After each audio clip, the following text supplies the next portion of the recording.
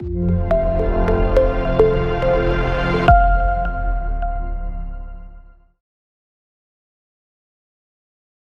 there, my name is Richard Harvey. I'm a Jewish disciple of Jesus. I'm based in London, England, and the topic I'm going to be speaking on with my colleague Aaron Lewin is anti-Semitism. And it's no accident that I'm in London, England, because my family were victims of anti-Semitism. My mother's family come from Poland and my father's family come from Germany.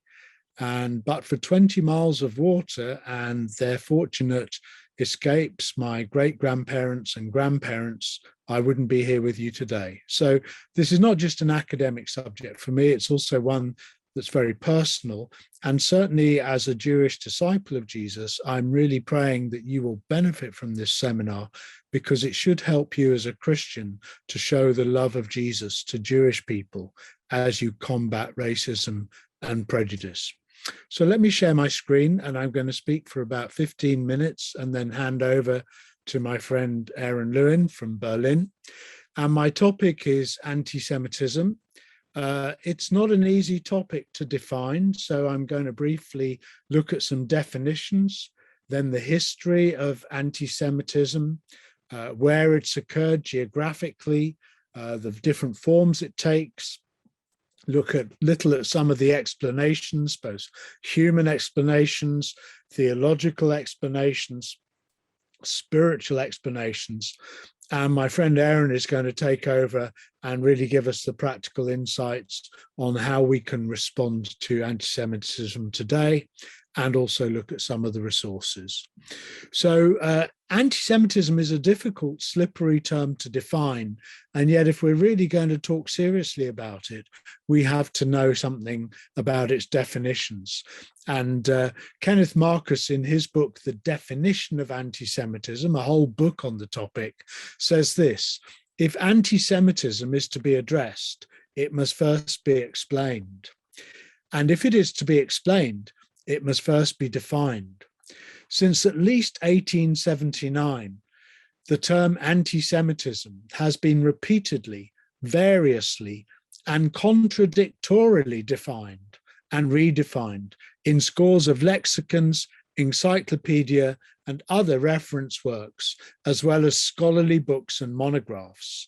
And he goes on to say that definitions are fraught with ideological assumptions that divide schools of thought. In other words, it depends who wants to know and for what purpose they are defining the topic. Well, there is a relationship in our terms between anti-Semitism, anti-Judaism, anti-Zionism. Some people say they're all basically the same thing. I would say no, they're different terms for investigating different phenomena. There is some overlap, and in general, anti-Semitism can be defined as hostility to Jews on racial or ethnic grounds.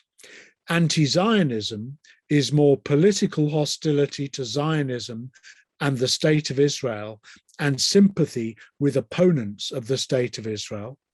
And anti-Judaism is religiously inspired opposition to Judaism, such as the effort of early Christian supersessionists. A supersessionist is somebody who says that Christianity has superseded Judaism, that the church has superseded Israel, and that Israel is no longer the people of God because the church is the new Israel or new people of God. So anti-Judaism is a religious way of delegitimizing the Jewish religion. Now, these terms, as I say, are related, but they're not identical. And so we need to dig down a little deeper to define anti-Semitism. And my Lutheran friends, especially in the church in Germany, say that in anti-Semitism, we refer to a broader reality, the hatred of and hostility towards Jews in reality and in rhetoric that denies them legitimacy among the peoples of the world. And they go on to say that this hatred and hostility is to be understood within the larger issues of racism and is countered by the affirmation of human rights that has been part of our heritage for more than 50 years. So although they're not easy to distinguish and religious and ethnic identity cannot easily be separated, it's true, I think, that theological anti-Judaism, hatred of the Jewish religion for denying Jesus, hatred of the Jewish people for crucifying Christ, has actually led in many ways to racial anti-Semitism, the systematic attempt to persecute and oppose Jews and the Jewish people. And so anti-Semitism is actually a very modern term for an ancient phenomenon. In the early church, we see that there was theological opposition to Judaism as a religion of law, and that Christianity was a religion of grace. And early Christian fathers such as John Chrysostom read back into the New Testament the encounters between Jesus and the Pharisees, the Sadducees and the Herodians, as if Jesus was opposing all of Judaism, whereas it was really a family argument, a family debate within different streams of the Jewish community. James Parks says this: "It was the Christian church alone which turned normal xenophobia, fear of strangers, and normal good and bad communal relations between two human societies into the unique evil of anti-Semitism." He's saying this occurred within the first 4 or 5 centuries of the Christian church, and then went on to get worse in the medieval world, where Christians persecuted Jews in the name of Jesus. The modern term anti-Semitism really derives from Wilhelm Marr, a German political writer who wrote The Way to Victory of Germans over Judaism in 1879. He said that the Germans were losing their long-standing racial conflict with Jews, and that German liberalism, opening up society, had emancipated the Jews, giving them control of German finance and industry. Marr thought that this conflict was racially based, so could not be resolved by assimilation, democracy, equal rights, and the struggle could only be resolved by the victory of one race and the death of the other. And so he formed the League of Anti-Semites, or the Anti-Semitic League, to combat the alleged threat and advocate and he advocated for the forced removal of Jews. Now, in his time, he was not that successful, but of course, Adolf Hitler came along, and in his book, Mein Kampf, and in his program for the extermination of the Jews as the answer to the Jewish question, picked up on the ideas of Wilhelm Marr, Richard Wagner, and others, and was able to put into practice this program of anti-Semitism. So when we define anti-Semitism today, it's useful to use the working definition of anti-Semitism of the International Holocaust Remembrance Alliance. This is not a legally binding definition. There are some people who take issue with it, but you have to have some sort of definition.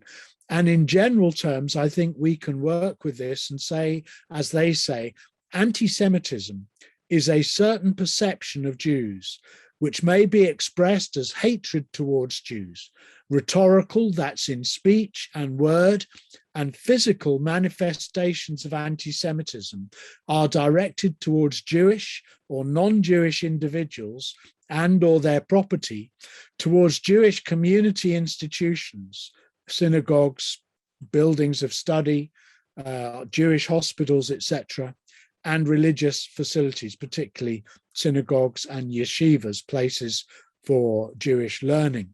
This definition is very broadly used and broadly accepted. It's not perfect. They give plenty of examples and illustrations, and they say that manifestations might include the targeting of the state of Israel conceived as a Jewish collectivity. Of course, 23% or more of Israelis are not Jewish. They are Arabs, Christians, or others. criticism of Israel similar to that leveled against any other country cannot be regarded as anti-Semitic. It is entirely legitimate to criticize the activities of the government of Israel, just as it's legitimate to criticize the activities of the government of Great Britain. However, when you make that a target for attacking the Jewish people as a whole, and saying, for example, that Israel is purely a Jewish state, which is not, you're actually going beyond what is acceptable. And this is what some people have done in their cartoons, their caricatures, and in their portrayal of the state of Israel. As Jewish people, we're very sensitive about this, even if we don't live in Israel. But we're really more interested, I think, in the specific acts of anti-Semitism, which are on the increase all the time. This is the local shops in Hampstead, North London, near where I live, and the synagogues and shops in North London were daubed with anti-Semitic graffiti on Hanukkah, the Jewish festival that occurs around the time of Christmas. Anti-Semitic acts are criminal when they are so defined by law, and if they're Jewish people who are the targets of these attacks, that is an anti-Semitic attack. An anti-Semitic discrimination is the denial to Jews of opportunities or services available to others and is illegal in many countries. These anti-Semitic acts are often violent. There was an unsuccessful attack on the synagogue in Halle in Germany. There have been many attacks on synagogues in France, attacks and vandalism on synagogues in the United Kingdom, in Ireland, throughout Europe. These attacks are on the increase, physical attacks on property and also on people. I don't have time to discuss the whole of Jewish history, but if you look at the PowerPoint, download it, here's a chart, and it shows you all the situations where the Jewish people were a minority living amongst majorities who often persecuted them simply because they were Jewish. In the early church, the heretic Marcion said the Jews don't worship the God of Jesus, the God of the New Testament. Augustine said Jews should be left alive, they shouldn't be killed, that they should be left alive to wander the earth and suffering as a perpetual reminder of their murder of Christ. And John Chrysostom said that because the Jews rejected the Christian God in human flesh, Christ, they therefore deserved to be killed. And this teaching was put out in encyclicals, in laws, in restrictions of Jewish freedom. They were anathematized for keeping the Sabbath or keeping kosher food laws, no pork, no shellfish, no mixing of milk and meat. This was forbidden by the Council of Nicaea that also formulated the doctrines of the Trinity and the creeds. And edicts were issued by Roman emperors, by the Holy Roman Emperor, by the Pope, that put the Jewish people in a position of slavery, that forbade them from using Hebrew in their own worship services, and that were forcing them to convert to Christianity or listen to sermons. I don't have time to go through this, but this is really the backdrop of contemporary, modern, secular anti-Semitism that is fed by Christian anti-Judaism over the centuries. Now, in Europe, of course, we have a history of expelling the Jewish people from different countries, which is why we've had to wander and move around so much. This letter is the Edict of Expulsion, published in England in 1290. We were not officially allowed back until 1666. My family, as I say, came from Germany and Poland in the 19th century, escaping anti-Semitism in Germany and Poland.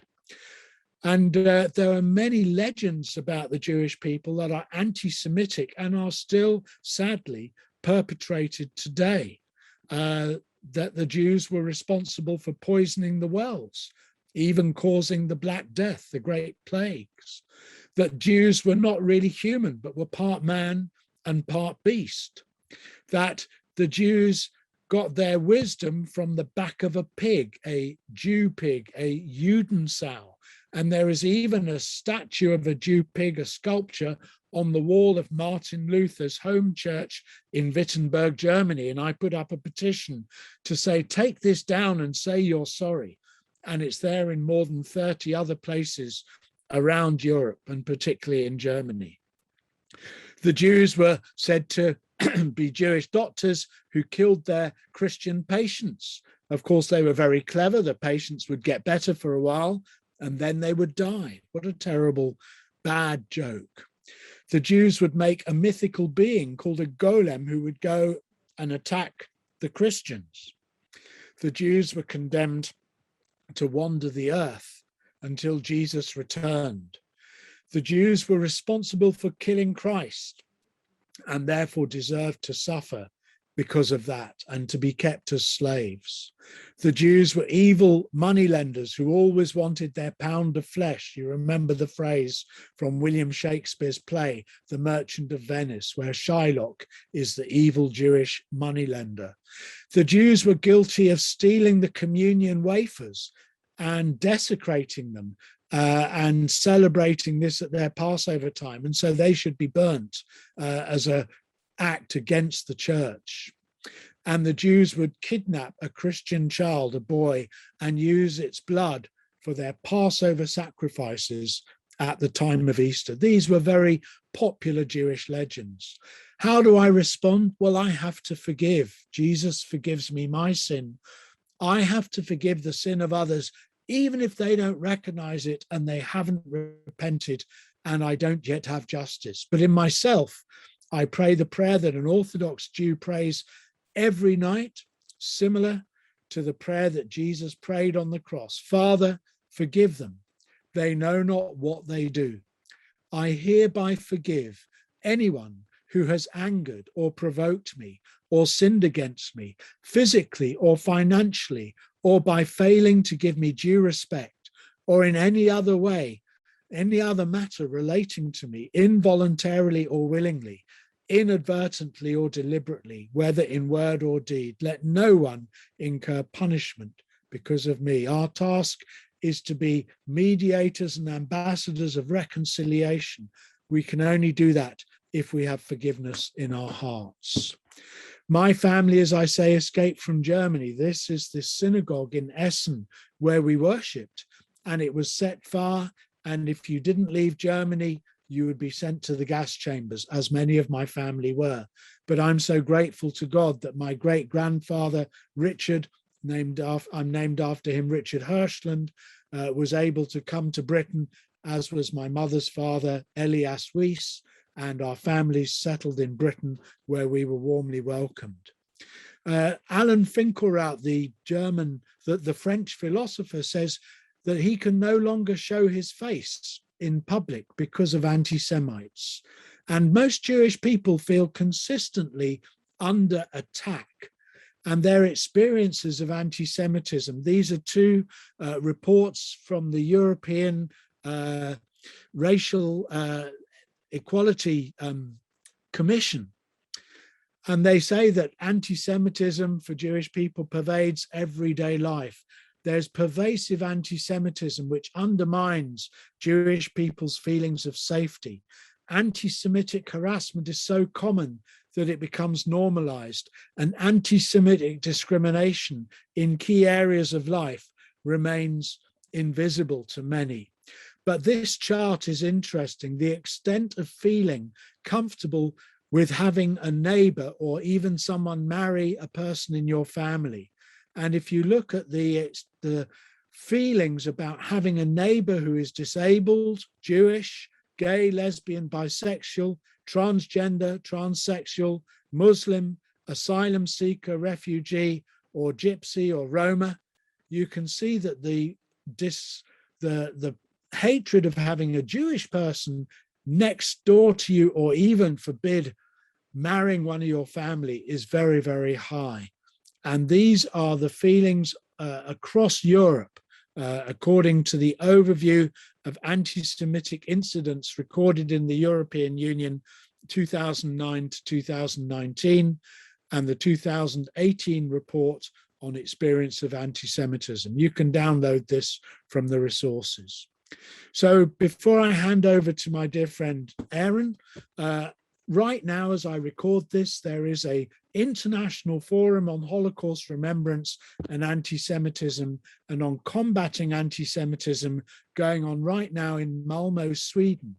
And that, of course, was the place where Jewish people were transported to the concentration camps at the time of the Second World War.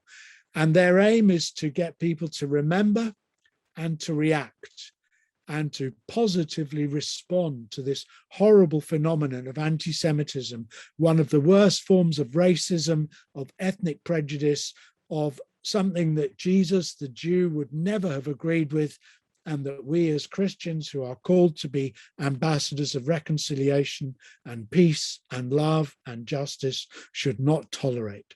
Thank you, and over now to Aaron. Shalom, everyone. Thank you, Richard, for that incredible overview of what anti-Semitism is and sort of just general world statistics and stuff like that. We're now going to look at a specific case study, and that's going to be of Germany. So my name is Aaron Lewin, and I work with Jews for Jesus as the Germany director, and we're based out of Berlin. And we experience anti-Semitism on a regular basis. We come into contact with it in all sorts of different forms and all sorts of different ways. Just some statistics to start you off. In 2019, there were 2,032 reported cases of anti-Semitism. This was the highest number in Germany since 2001. That's according to Statista.com. And in 2020, it rose to 2,275 cases. So in 1 year, again, we went above the most recorded rate since 2001, which is very, very troubling, very worrying that anti-Semitism in Germany is actually increasing. It's not decreasing. In 2020, there were 59 violent attacks on Jewish people. That's again according to Statista.com. This is not just any kind of anti-Semitism, this is actual violent attacks. So as you can see, the Jewish community here is a little bit under threat. The types of anti-Semitism that we find here are the exact same ones that Richard mentioned earlier on in the video. The three different types. We have racial anti-Semitism, hatred of us Jewish people because of our bloodline, because of our ethnicity. We also experience anti-Judaism, anti-Semitism that's based on a hatred for the Jewish religion, and then also anti-Zionism, or as I prefer to say, anti-Israelism, hatred of Jewish people because of being connected with the state of Israel. Richard already listed some general cases for you, things like the Judensau, the Jew pig. Also, of course, he mentioned Halle, and that was on the 9th of October 2019, on Yom Kippur, the holiest day in Judaism, shooting and an attempted entry into a synagogue with explosives, which is still shocking to this day. Another example, on the 4th of October in 2020 in Hamburg, a young Jewish man was attacked with a shovel outside of a synagogue. In 2021, there was a recent report from the general community of Jewish people, the head of that, and he stated that anti-Semitism had increased due to Corona. Similar to what Richard mentioned earlier on in the video with conspiracy theories, it's the same, that we Jewish people are somehow responsible for Corona, that we're using it to control the world, etc., etc. Another example of modern anti-Semitism is in a recent Europa League football match between Union Berlin, the second Berlin team, and Maccabi Haifa, the team from Israel. There was anti-Semitic chanting from some of the Union Berlin fans. There was Nazi salutes, and there was just general crowd trouble. It's worth noting that, of course, some German people tried to fight back against that, but they were silenced. And then something closer to home, just more examples of anti-Semitism that we are dealing with. You're going to see now on the screen, hopefully, some screenshots and some pictures of things that we've actually been sent. Hashtags, pictures of money, horrible, horrible things that have been said to us, kill the Jews, etc., etc. And one person, we report all of these, by the way, because they are illegal, as Richard mentioned earlier on. And we've actually just recently had a conviction where someone was fined a substantial amount of money for 2 anti-Semitic comments on our YouTube channel. So that was, I guess, something positive. I'd like to speak to you briefly about how the Jewish community here feels, how we feel as Jewish believers in Jesus, before we get to kind of our reply. What can we do against anti-Semitism? So the Jewish community here is very much in survival mode. Jewish leaders have said you're not allowed to wear, or you shouldn't wear a kippah, a Jewish skull cap, outside in public. It's too dangerous at the moment. I recently read an article in the main Jewish newspaper here. It's in German. I'll try and include it in the resource sheet for those who speak German. But it's about the situation in Halle that Richard described, that I mentioned earlier, this shooting on Yom Kippur, the most holy day in Judaism, where people said we've survived, but we're still very much traumatized by it. And the Jewish community here is very traumatized by it, the traditional religious community, but even the secular community. I know some Israelis, secular Israelis, you can't identify them as Jewish. They don't wear a kippah, they don't wear a prayer shawl or anything, but they don't speak Hebrew in public in certain areas of Berlin because they're afraid of anti-Semitism. So the Jewish community is in survival mode. For us as Messianic Jews, it affects us. We don't like to see our community suffer. No one likes to see hatred towards their people, and we hate that as well. Fear is not as big a factor for us because we believe that our identity is in the Messiah, and the Messiah protects us, and even if he allows us to experience anti-Semitism, we know that he works it for good. But it still affects us. Thankfully, we haven't had any attacks on our office or anything, but when we've done outreach, we've had people push team members, barge into them. We've had some people try to set Israeli flags on fire. So as you can see, it's something that we have experienced here in Berlin, in Germany. I'd like to touch on one aspect of anti-Semitism that I think is very important and that I experience on a more regular basis, and that's anti-Semitism from Christians. And that might surprise you, it might disappoint you, but there are many Christians here in Germany and also worldwide who just have some kind of a form of latent anti-Semitism. It's not active, it's not a real hatred of Jews, but it can be a mistrust or an ignorance, which then expresses itself in a bad way. So just some examples. Recently I was asked by a Christian friend of mine here in Germany if we were bankrolled as a ministry by wealthy Messianic Jews. The assumption being, of course, that Jewish people are all wealthy and that we, print money in our basement or who knows what. And so therefore we can afford to survive as a ministry. I've had people ask me who have obviously listened to conspiracy theory teachers on the internet, who've asked me, I just had just the other Sunday, someone said to me, what is your position on the Edomites from the Bible? And it was clearly asked with a bit of an edge. I said, well, what do you mean? She said, well, actually, you can't tell me, can you? I said, I don't understand what you mean. She said, well, I was listening to this teacher that was saying that the traditional Jewish view of the Edomites is that they represent the Gentiles and that Jewish people want them to be eradicated, which, of course, is not mainline Jewish teaching at all. I'd never heard it before. So we get these sentiments now and again. Very often we're the only Jewish people that Christians meet, which is very, very sad. A lot of it has to do with ignorance. So we can talk about that later on how to combat that. Of course, there's also anti-Israel sentiment that we come across on a regular basis where people assume that we agree with the Israeli government and support the Israeli government with everything, which is obviously not true. So in these closing minutes, I'd like to get to our response. What can we do against anti-Semitism? But first, I'd like to ask you a question. How do you feel listening to all of this? What's your initial response? Is it anger? Is it sadness? Is it maybe just ambivalence? Like, okay, you struggle, but other people groups struggle as well. What is your response to anti-Semitism? I think it's very important to have a good starting point. So I've got here a list of various different steps that you can take to deal with anti-Semitism that you see. So firstly, stay informed on current events in the Jewish community. Maybe it means reading some Jewish newspapers. Don't just listen to the anti-Semitism that makes the headlines. Every year there are hundreds of other cases where people do not report them. And so anti-Semitism is actually more important, and the figures are higher than the ones I quoted at the start of this talk. Talk about what's happening with people that you can positively influence. Be an influence in your church.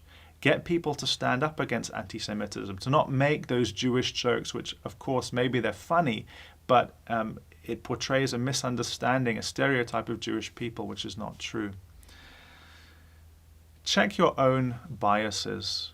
We all come from different backgrounds. We all are influenced by society, by our backgrounds. Check your own biases. Maybe you have an own bias towards the Jewish people. Or maybe you're so pro-Jewish that your bias is against anyone who would to criticize Israeli politics. Check your own bias. Try and make sure that you are as unbiased as possible. We can also remember that God has preserved our Jewish people in the past, and he will do in the future, because that is his promise. He has promised that many times in Scripture. There's wonderful verses in Jeremiah where the moon and the stars and the sun will not cease, and as long as the Jewish people is around. Fantastic promises. If the Lord moves you to do so, you could consider giving to Jewish causes. There are many organizations, Jewish and non-Jewish, that try to stand up and combat anti-Semitism. Maybe that's something where you feel that you have a heart to give towards. Of course, you can pray for us. Please pray for Jewish people, both Jewish believers in Jesus, like us, Messianic Jews, but also, of course, our people who don't know Jesus. Pray that we would come to faith in Jesus, that we would feel the security that we have in the Messiah, but also pray for our protection. Pray that God would miraculously protect the Jewish people. Number 7, you can search the Scriptures for comfort. God has promised to comfort our people. He's promised to preserve our people. It's good to know those verses and to be encouraged when we read about anti-Semitism, that God, despite sometimes what we can see, is working to protect and preserve us. Number 8, pursue healing and reconciliation. We as believers in Jesus are peacemakers. Do what you can. If you see your friends or your family and they have very anti-Semitic views, even if they're not believers, look for ways that you can get them to interact with Jewish people, that they can understand more where Jewish people are coming from. Be a peacemaker. And that follows into number 9. Show Yeshua's love and forgiveness to all, even anti-Semites. And that's something that we've done on a regular basis in the past with street outreach, where we've come into contact with people who are anti-Semitic. And we've talked about how Jesus has changed our heart and he's put peace in our heart, that we can love people now. And number 10, engage in protest and stand in solidarity. There are many protests here in Berlin, in Germany, against anti-Semitism. Maybe there are in your country and in your city. Or if there aren't, maybe you could organize it. Maybe God would put it on your heart to be in touch with the Jewish community and organize something in that way. So there are a number of responses that you can have. Those are just some ideas. We've got 10 ideas of something that you can do to respond. But we would also love to hear your input. How do you respond personally to anti-Semitism? What can you do in your context and in your situation? Anyway, on behalf of Richard and I, thank you so much for listening, and thank you for standing side by side with us as we proclaim the gospel to Jewish people and non-Jewish people, and thank you for standing up against anti-Semitism.